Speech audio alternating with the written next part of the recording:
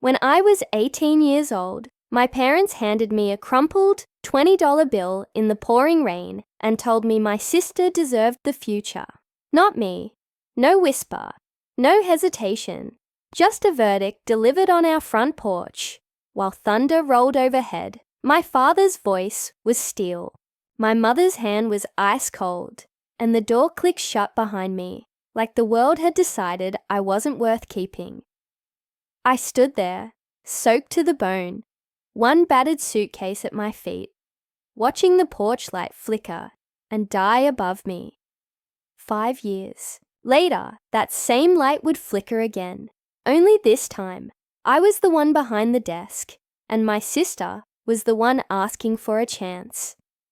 But before I tell you how the circle closed, let me take you back to the beginning, to the house that built me and broke me in equal measure. Our house in Bloomington, Indiana, was a 2-story colonial with white shutters and a manicured lawn. From the outside, we looked like the American dream. Inside, we were a carefully constructed hierarchy. My mother, Lane Avery, was obsessed with appearances. Every surface gleamed. Every photo was perfectly angled. The house always smelled like lemon pledge and fresh vacuum lines on the carpet. She kept the family finances in neat columns, everything labeled and color-coded. There was no room for chaos in Lane Avery's world, and certainly no room for failure. My father, Martin, was a man of few words and hard rules. He'd left teaching years before to open his own auto repair shop.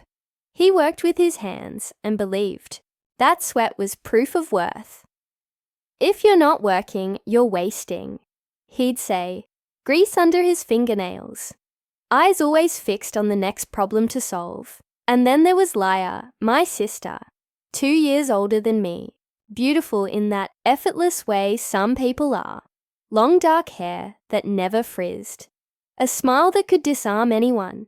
She was studying public relations at a private college an hour away, learning how to shape narratives and control perceptions. Every compliment in our house bent toward her like light to a prism. Laia made Dean's List again. Laia got invited to speak at the university fundraiser. Laia is going places. And me? I was Scarlett, the quiet one, the spare daughter, the one who got good grades but not great ones, the one who read too much and talked too little. I learned early that my place in that house was the folding chair at the edge of the dinner table, metal frame, cold seat, unsteady legs, easy to pack away when real guests arrived. When Laia turned 16, our parents surprised her with a used Honda Civic in the driveway, a big red bow tied on the hood. She squealed. My mother cried happy tears. My father grinned, arms crossed, proud. When I turned 16, I got a Barnes & Noble gift card, $20. You love reading, right? My mother said brightly, handing it to me over breakfast. I forced a smile. Thank you.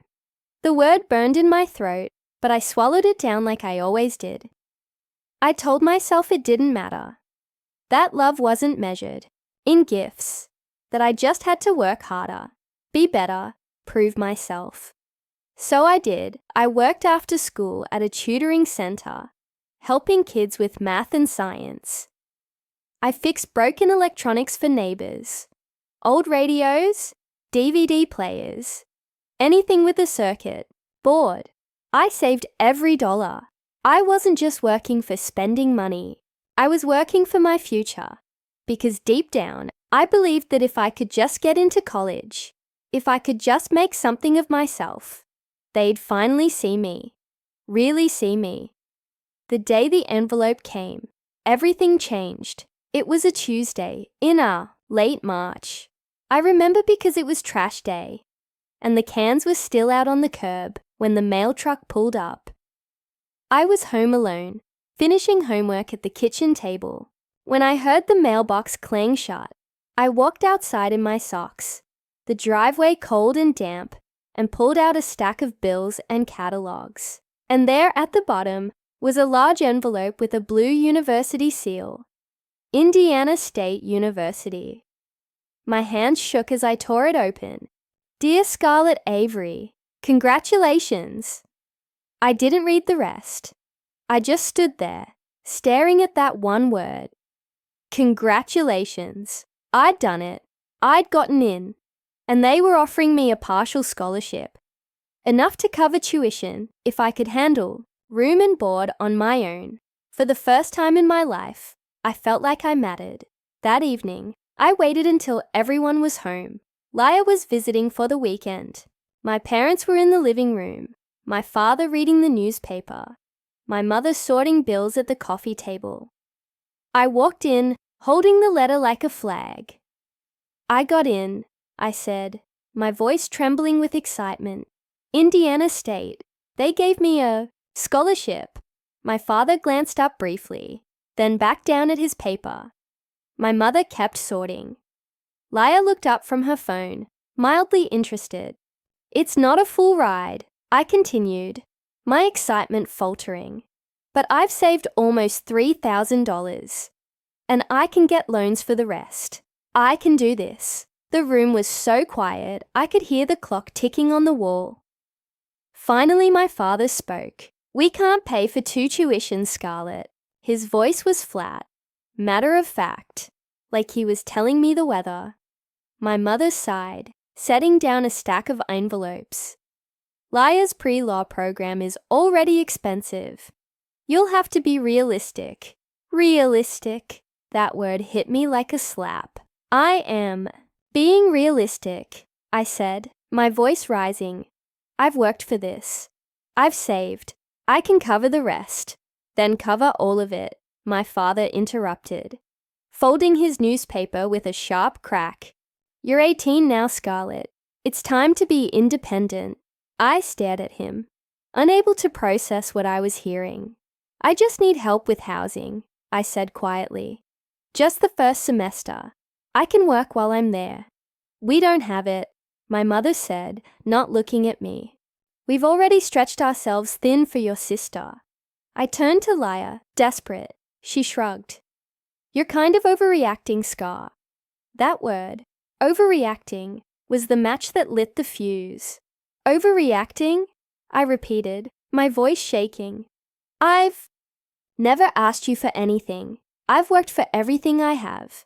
And the one time I need help, you tell me I'm overreacting? My mother's jaw tightened. My father's eyes went cold. You're being dramatic, Leah said, her tone dismissive. Plenty of people put themselves through college. Then why didn't you? I shot back. The room went deadly silent. My mother stood abruptly, her chair scraping against the floor. She walked to her purse on the counter, pulled out her wallet, and extracted a single $20 bill. She walked over to me and pressed it into my palm, her fingers cold and trembling. Be independent, she said. Then she walked upstairs. My father turned the page of his newspaper.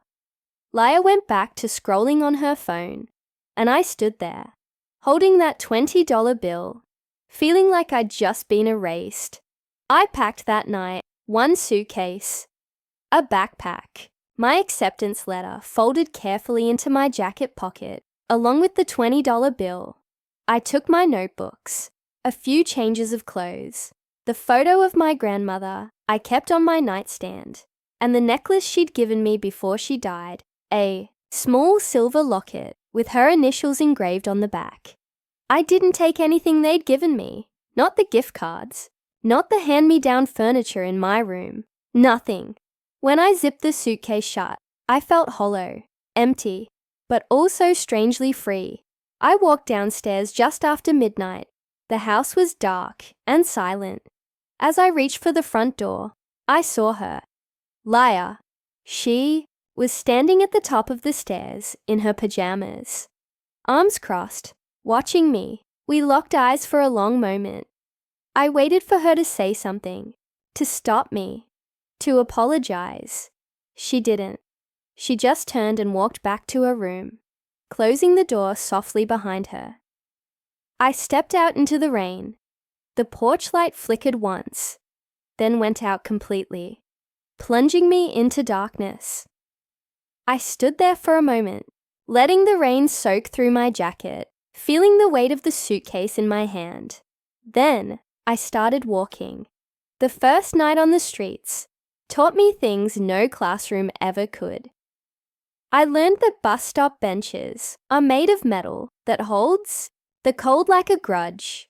I learned that a $20 bill gets you one meal or two if you're smart about it. I learned that people look through you when you're sitting on the ground. You become invisible. I spent that first night under the awning of a closed convenience store, shivering, clutching my suitcase like a lifeline. Every time a car passed, the headlights would wash over me, and I'd feel exposed. Ashamed by the second night, I'd found the bus station.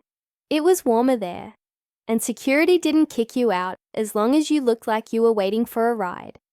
I sat on a bench near the bathrooms, my acceptance letter unfolded on my lap, the ink starting to blur from the damp. Congratulations. The word felt like a sick joke now. By the third night, I was burning with fever. My chest ached. Every breath felt like swallowing glass. My vision blurred at the edges. I remember lying on that bench, staring up at the fluorescent lights, wondering if this was how it ended.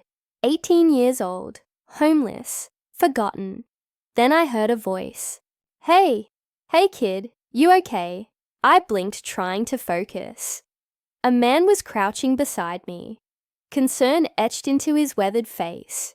He was in his 50s, maybe older, grey hair, kind eyes, a trucker's cap that said, Reed and Sons Freight. I'm fine, I whispered, but my voice was barely audible. No, you're not, he said gently. He pressed the back of his hand to my forehead. You're burning up. He pulled out his phone and called 911. I tried to protest, but I didn't have the strength.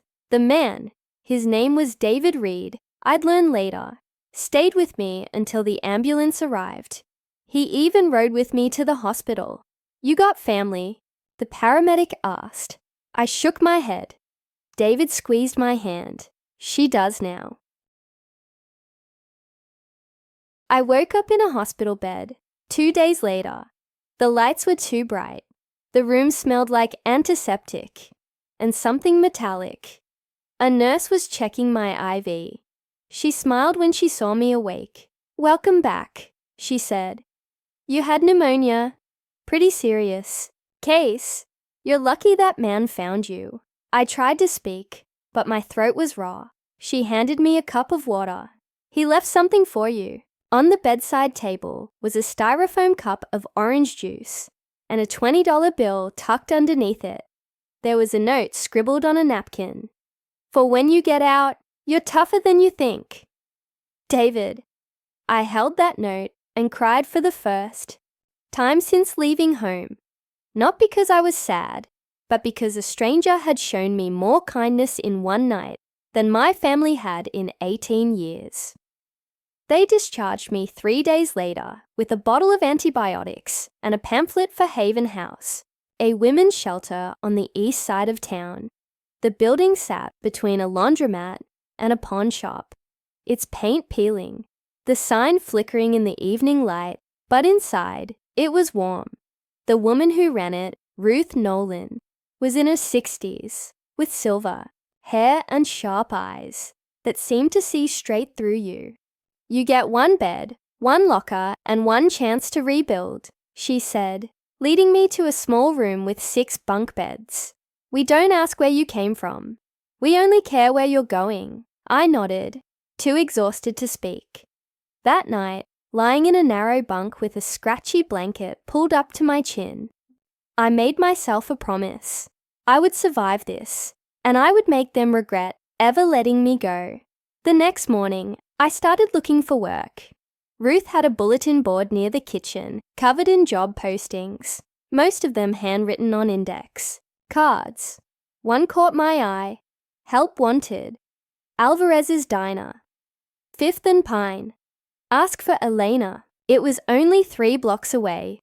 I walked there in borrowed shoes that were half a size too small, my feet aching with every step. The diner was small, wedged between a dry cleaner and a check cashing place.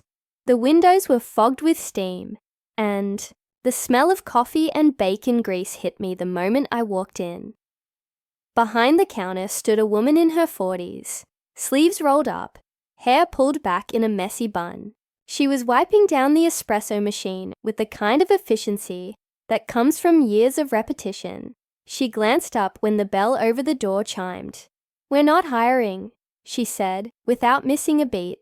"The sign says you are," I replied, pointing to the help wanted card I'd pulled from the board. She squinted at me, taking in my thrift store coat and the faint hospital bracelet still on my wrist. "You ever wait tables?" "No," I admitted, "but I learned fast." She studied me for a long moment, then tossed a white apron at me. "Start with the syrup bottles. If you last the week, I'll pay you." That was it. No interview, no questions, just work. I grabbed the apron and got to it. Elena Alvarez didn't waste words. She corrected me without looking up. "You missed a spot. Customers notice." She showed me once how to stack plates, how to pour coffee without spilling, how to balance 3 orders on one arm. After that, I was on my own. The work was hard. My feet blistered. My back ached.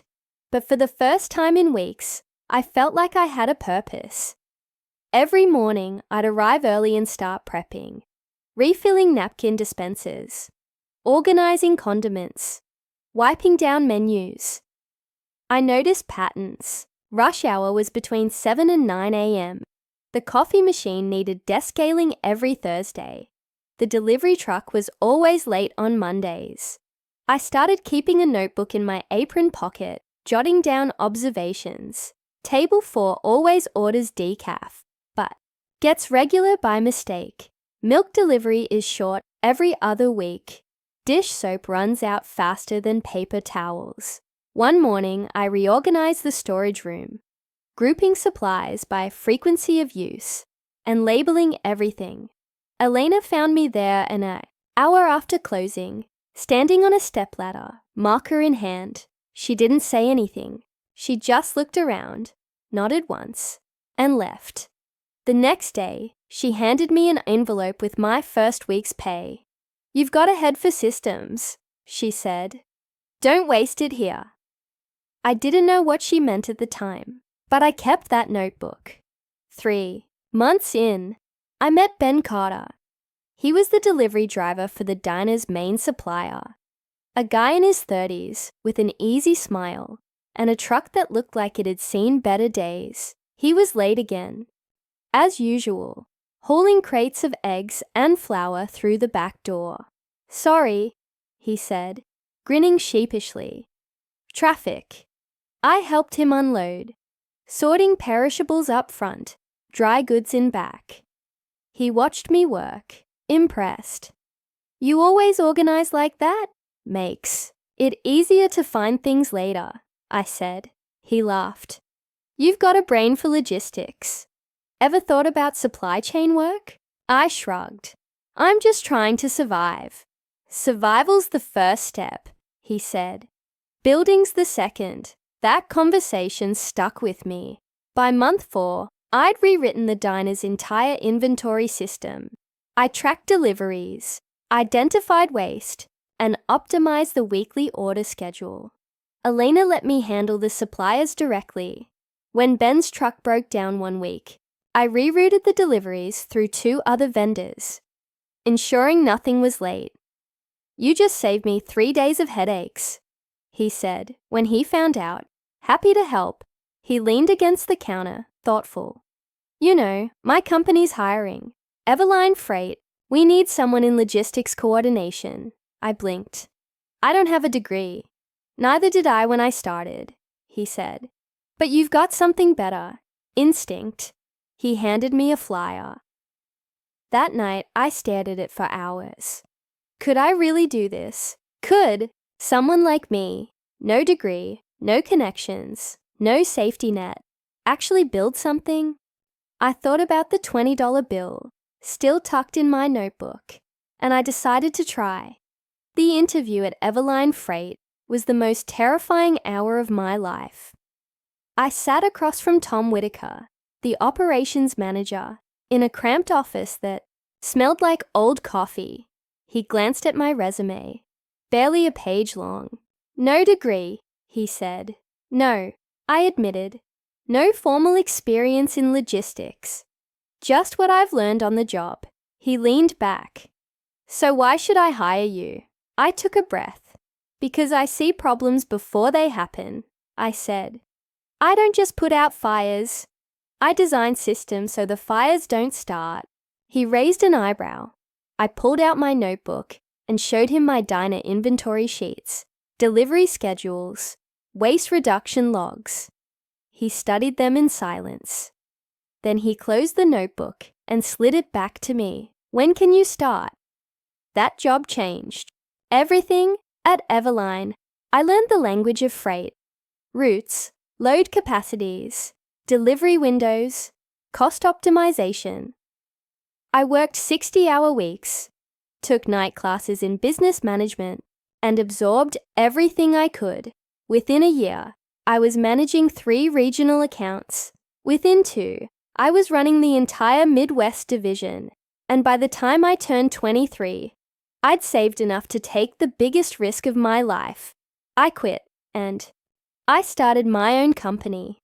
Emerge Operations Group began in a tiny office above a print shop in Seattle. Just me, a second-hand desk, and a laptop I'd bought refurbished. I had one client at first, a small manufacturing company that couldn't figure out why their deliveries were always late. I redesigned their entire supply chain in 3 weeks. They referred me to 2 more clients. Clients referred me to 5 more. Within a year, I had a team of 4. Within 3, we had an office with a skyline view and contracts with companies across the Pacific Northwest. I built Emerge on one simple principle. Everyone deserves efficient systems and fair treatment. No wasted potential. No cutting corners. No throwaway people. By the time I turned 28, we were operating in 6 states, and I had everything I'd ever been told I didn't deserve. I kept 2 things framed on my office wall. The first was the hospital bracelet from that night 5 years ago. Name? Scarlett Avery. Address? Unknown. The second was the $20 bill my mother had pressed into my hand. Wrinkled, faded, but still there. A reminder of what it cost to be invisible and what it took to be seen. One Tuesday morning, my HR manager, Maya Chen, knocked on my office door. Morning, she said, tablet in hand.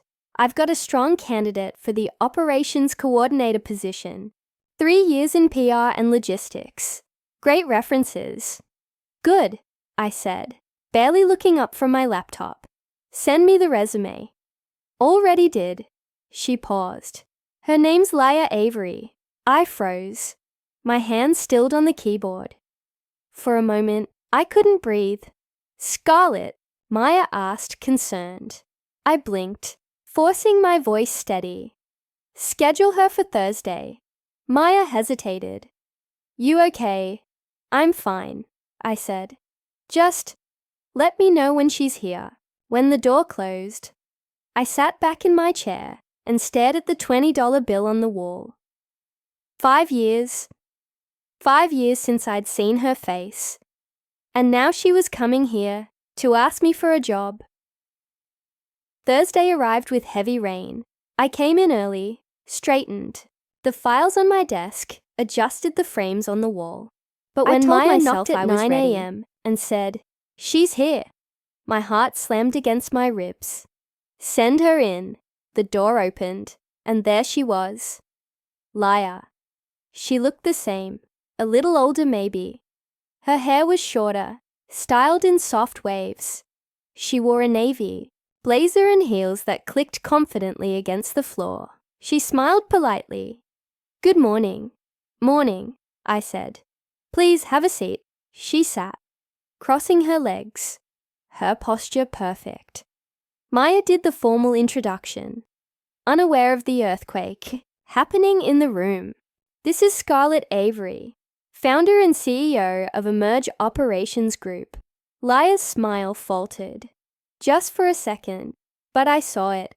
"Avery," she repeated softly, as if testing the word. "Let's begin," I said calmly. The interview was surreal. Laya went through her rehearsed answers: leadership experience, conflict resolution, time management. Every word sounded polished, practiced. I let her talk.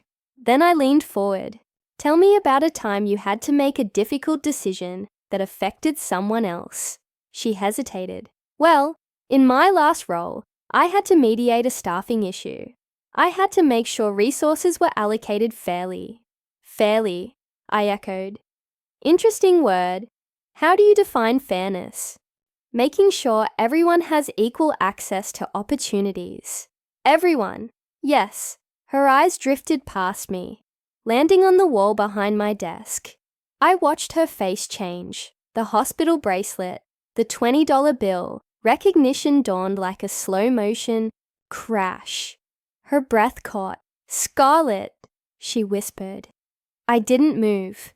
"We're here to discuss your qualifications, Mrs. Avery." I didn't know." Her voice cracked.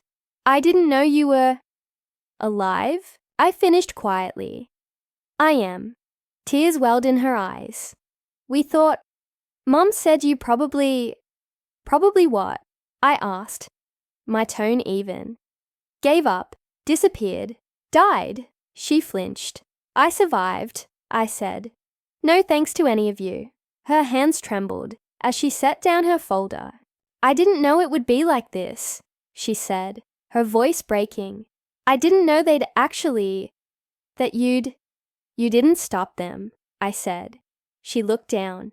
"No, I didn't." The silence between us was deafening. Finally, she looked up, tears streaming down her face. "I'm sorry." Those two words hung in the air. I let them sit there. "Sorry doesn't change the past," I said. "But it's a start." I hired her. Not out of pity, not out of sentiment, but because everyone deserves a chance, even the people who once denied you yours. Laya started the following Monday. She was quiet, humble. She worked hard, kept her head down, and never made excuses. At first, the staff didn't. I know our history. But over time, pieces came out, and they watched us carefully, waiting to see how it would unfold. 3 months in, Laya knocked on my office door after hours. "Can we talk?" she asked. I nodded. She sat down, hands folded in her lap. "I need to tell you something," she said. "Mom and Dad, they ask about you." I raised an eyebrow. "Do they? They regret what happened. Do they?" She winced at my tone. "They want to see you, to apologize." I looked at her for a long moment. "I'm not ready for that," I said. She nodded slowly. "I understand. But you can tell them something for me." "What?" "Tell them I'm doing fine, better than fine, and that I didn't need their approval to build a life worth living." Laya smiled sadly. "I will." As she stood to leave, I called after her. "Laya." She turned. "Thank you," I said, "for saying you're sorry. It doesn't fix anything, but it matters." She nodded, tears in her eyes. "I know." 6 months after Laya started, I did something I never thought I'd do. I drove back to Bloomington. It was a Saturday morning. The sky was overcast, threatening rain. I parked across the street from my old house and just sat there, staring. The shutters were still white, the lawn still perfect. It looked exactly the same, but I wasn't. I didn't knock on the door. I didn't need to. Instead, I drove to the old bus stop where I'd spent those first terrible nights. The bench was still there, dented, rusted. I sat down, running my hand over the cold metal, and I thought about the girl who'd sat here 5 years ago, shivering and scared, clutching a $20 bill and wondering if she'd survive the night. I pulled that same $20 bill from my pocket, still wrinkled, still faded, and laid it on the bench. Then I placed a small bouquet of flowers beside it. "This is where they left me," I whispered, "and where I found myself." The rain started to fall. Soft at first, then harder, but I didn't move. I just sat there, letting it wash over me, and for the first time in 5 years, I felt light. A few weeks later, my mother called. I stared at the screen for a long time before answering. "Hello?" Scarlett. Her voice was small, fragile. "Hi, Mom." Silence. "Leah told me about your company, what you've built." "Did she? I'm proud of you." I closed my eyes. "Are you?" "Yes." Her voice broke. "I'm so sorry, Scarlett, for everything. I was wrong. We were wrong." I took a deep breath. "I appreciate you saying that. Can we see you? Your father and I, we'd like to talk. To try to." "I'm not ready," I said gently. "Maybe one day, but not now." She was quiet. "Okay," she whispered. "I understand. But Mom." "Yes? I forgive you." I heard her breath hitch. "Thank you," she said, crying now. "Thank you." We sat in silence for a moment. Then I said goodbye and hung up. I didn't feel angry anymore. I didn't feel bitter. I just felt free. That evening, I stood at my office window, looking out over the Seattle skyline. The city lights glittered like stars. Behind me, framed on the wall, were the 2 relics of my past: the hospital bracelet that said unknown, and the $20 bill that was supposed to be the end of my story. But it wasn't. It was the beginning, because they gave me a door slammed in my face, and I built an empire with open doors. They told me I didn't deserve a future, and I created one anyway, not for them, for me. So if you're listening to this, and you've ever been told you're not enough, that you don't deserve a chance, that you should just give up, I want you to hear this. You are enough. You always were. And the people who couldn't see it, that's their loss, not yours. Build anyway. Rise anyway. Succeed anyway. Because your story isn't over. It's just beginning. I'm Scarlett Avery, and this is my story. If this found you today, share it. Tell me where you're listening from. You're not alone, and you never were.